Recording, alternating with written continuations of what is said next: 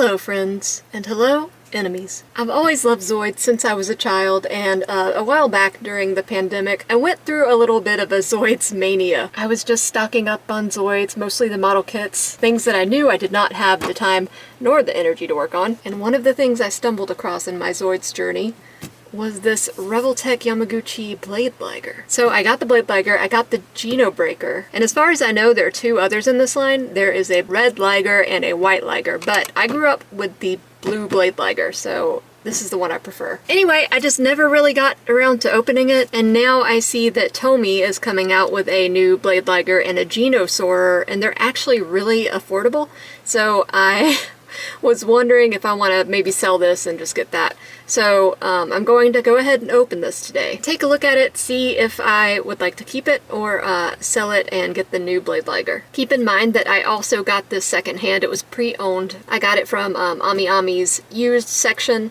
and they marked it as barely used. Everything should be in there. I do see some pieces that have kind of fallen to the floor of the package. I know I should have opened it by now. Hopefully everything is in there. I guess we'll find out. Anyway, the box is huge for what seems to be a pretty small figure. Like, I don't think this was necessary. A lot of it is taken up by these coins. From what I read, the coins were like part of a Revoltech promotional thing that ran for a while, and they're not usable anymore, so at this point they're just useless plastic coins. Yeah, the box didn't need to be this huge. It does have some cool holographic effects though. On the back you get a lot of photos of various things that the blade Liger can do. It's all in Japanese, so I can't understand any of it. It's been a long time since I've taken Japanese classes, and I have a very bad memory. And down here you see images of blade Liger fighting the Geno Breaker. So like I said, Geno Breaker is another one I have, so we will also be taking a look at that at some point. I hope you guys like Zoids because I like Zoids. But yeah, not sure yet if I'm going to keep this. A big draw of this is that it should be more articulated than the model kit. So I do have the model kit and I put that together. I got that used as well.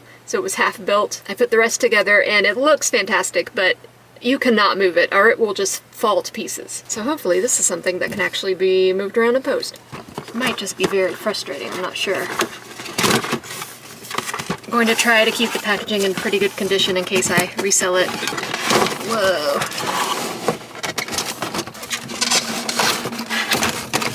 It's also a huge box, like I said, so it really does not fit in here well. You guys can't tell, obviously, but I'm sitting like 2 feet away from this thing because that was the only way to get it into the camera view. You guys also probably can't tell, but a ton of dog fur came out when I opened it up, and I don't think that's from the previous seller. I think that's just scout fur that has accumulated inside the box somehow.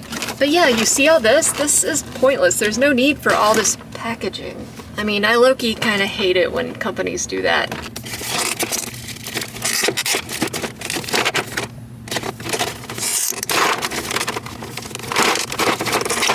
I guess Zoids are like a kind of a niche thing.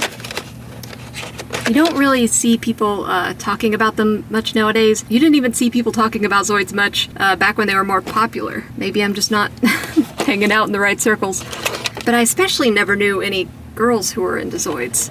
There's got to be dozens of us. Okay, so there was a reason that I hadn't opened this until now, and that's because I was nervous. Revoltech figures have a certain reputation within the toy collecting community.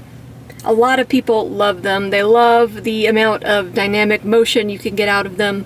They love the joint system. Other people will say that it's too much. A lot of unnecessary joints, a lot of unnecessary articulation that makes the whole thing difficult to work with, frustrating, and just not as fun overall.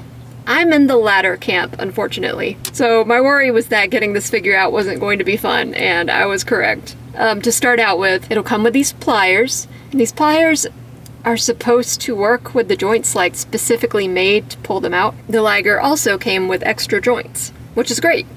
The problem was they were already in the toy. These legs weren't attached, but the joints were already in there. But these legs also had joints in already, so I needed to remove the joints in the body to put the legs on. It was very difficult getting those joints out, even with this special set of pliers. Another thing is that a lot of the blade Liger's distinctive features are also on this joint system, like these dealies and its mane here. So this, and these were unattached. And this one in particular was very difficult to get in. I don't know if you guys can see, but there is a ball joint in this little whisker part that attaches to a peg hole recessed into the head. But there's not really a space for that ball to be. It's just kind of shoved in there. You can see it on this side too. The ball of that joint is just too high up. It presses really hard against that plastic. So not only is it difficult to get in there, it runs the risk of damaging or bowing the plastic. Another thing, and I saw someone else had a problem with this. The jaw is completely misaligned when you open it up. When you close it, it's not that much of a problem, but yeah, when you open it up, he is totally slack-jawed. I wonder if some heat would fix that. I don't know, but yeah, I saw someone else on this blog had the same problem, and they theorized it was because of this foam shoved into the mouth. Like the foam was shoved in so deeply that it just malformed the mouth. That could be, I don't know. So I haven't moved it around yet that much, but I'm already a little soured on it because that was an ordeal. I can tell Patrick is going to hate taking pictures of this one. He also is not a big fan of Revoltech. That said, it is a beautiful, beautiful figure. You guys know me, I'm a sucker for robots, animals, and robot animals. And Zoids are the ultimate in robot animals. The plastic is so shiny, it's like a candy shell blue, some really nice gloss on the blacks, nice stark white, and the cockpit looks pretty cool too, fading from orange to yellow. Unfortunately, the cockpit does not open. If you guys know Zoids, you know that they are giant robot animals that are piloted by human pilots in most cases. So there would be 1 or 2 people in this cockpit here. The cockpit not opening isn't really a deal breaker for me. To me, the humans in Zoids were the least interesting part, except for Raven. I'm also kind of afraid to pick this up and move it around because it just feels like so many parts could just go haywire. Nothing feels like it's going to fall or like come off. But whenever you pick it up and move it around, it's very easy to move around a section that you weren't planning on moving, so you gotta be careful.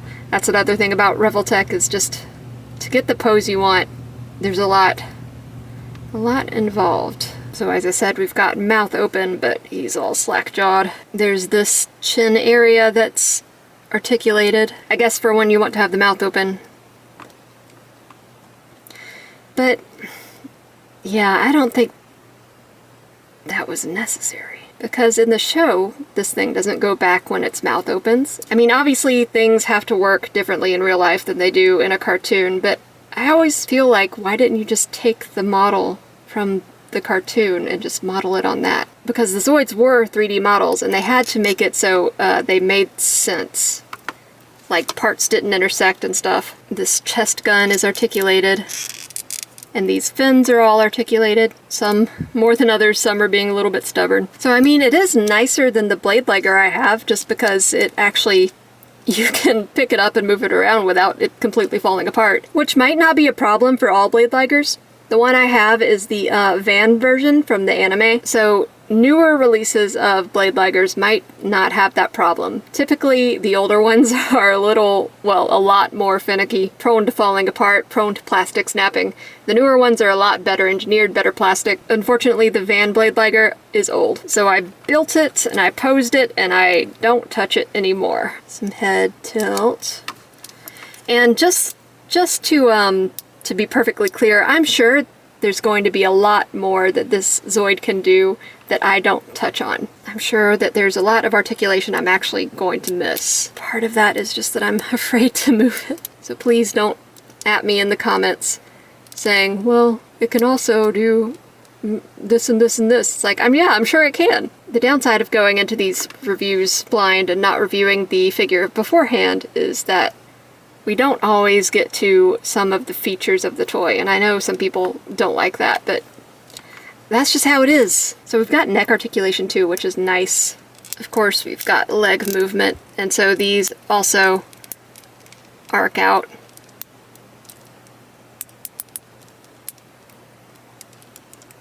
Yeah, you can get some nice naturalistic movement out of that. Just a big old kitty cat.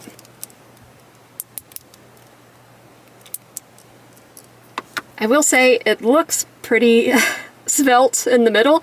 It's been a while since I've seen the cartoon. It's been a while since I built that blade Liger, but I remember them being a bit thicker in the middle. This seems a little scrawny to me, but maybe I'm wrong. And also this is, you know, Yamaguchi's take on a Zoid, so it doesn't have to be completely one for one. Just, he could be a little thicker, I think, but then that might impact articulation. Got some nice articulation in the middle. Got some twist there too. I think some of the other parts are running into it, otherwise it'd be able to move more. These can splay out pretty far.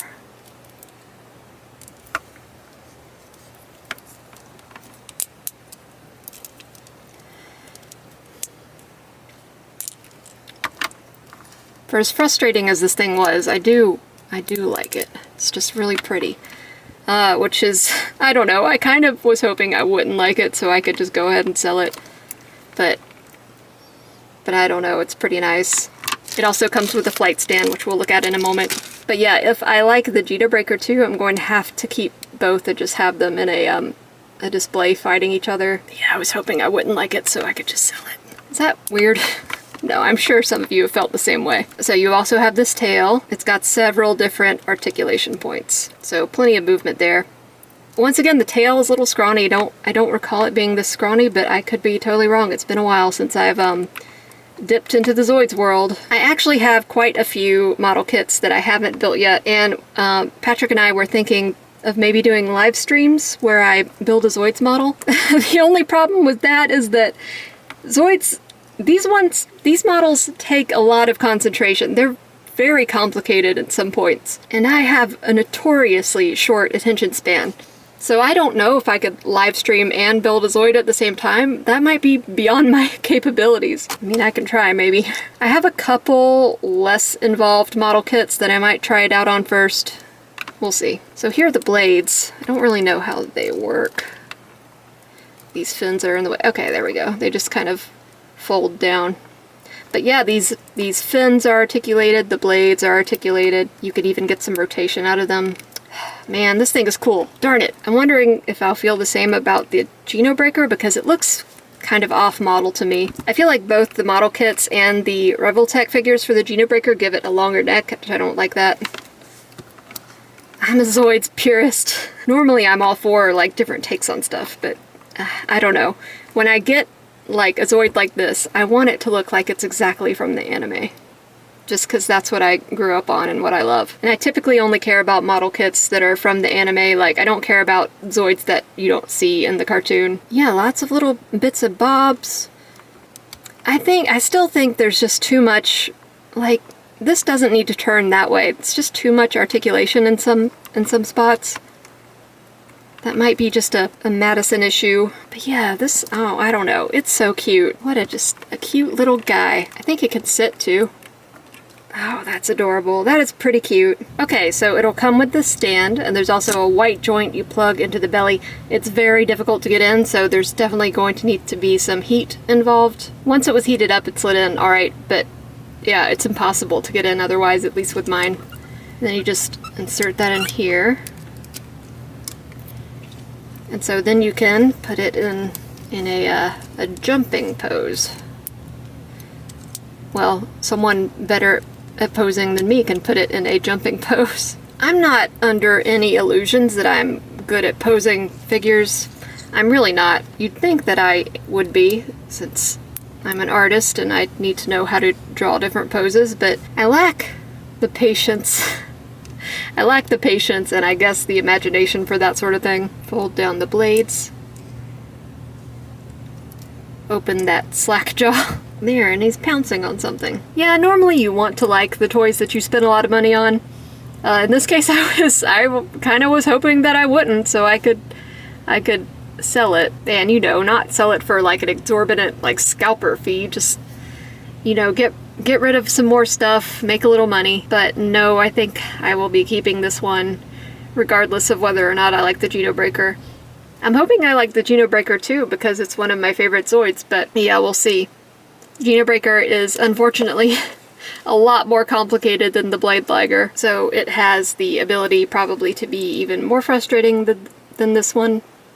without the cuteness factor, because as much as I love the Geno Breaker, it is not cute. And for as much of the articulation I think is kind of needless. There's some spots that give it extended articulation, like the middle, the neck area, the nice kind of splay it's able to get in the legs, stuff like that. You're able to get some really cool poses out of it, some really cute stuff too, like the sitting pose, and I saw that you are supposed to be able to do one where it's scratching behind its ear, even though that doesn't make sense because it's a metal animal. Did they get itchy? I don't know. Just to finish up, I thought I'd do a quick comparison of the Revoltech Liger to the Kotobukiya model kit Liger. And again, this is the Van Blade Liger, so it's very old and it's very dusty just because I've had it sitting on top of a shelf and haven't touched it. But yeah, the cockpit opens on this one. You can see a little van inside piloting it. I do like the model kits quite a bit, but just ones like this are so they're so fragile. I could not treat this like I treated this and have it still be in one piece. In fact, just carrying it downstairs was a little nerve-wracking. But it's just going to go back on the shelf. This one will go on a lower shelf where I can actually pick it up and mess with it from time to time. But as you can see, there's a big size difference. A big design difference too. I would say this one is closer to its appearance in the anime, but they both have the basic feel of the Blade Liger. So I hope this was interesting to you. I don't know how many of my followers are into Zoid or care about any of this like kind of obscure stuff. I think most of my followers watch me for Four Horsemen stuff, things like that, but I have many interests. So unless something changes, I think next time we are going to be looking at the Geno Breaker in this line. And that should be interesting because it's a big red T-Rex with crab claws. So thank you for sticking through it. Likes and subscribes are very much appreciated. Comments are more than welcome. And I will see you guys on the next one.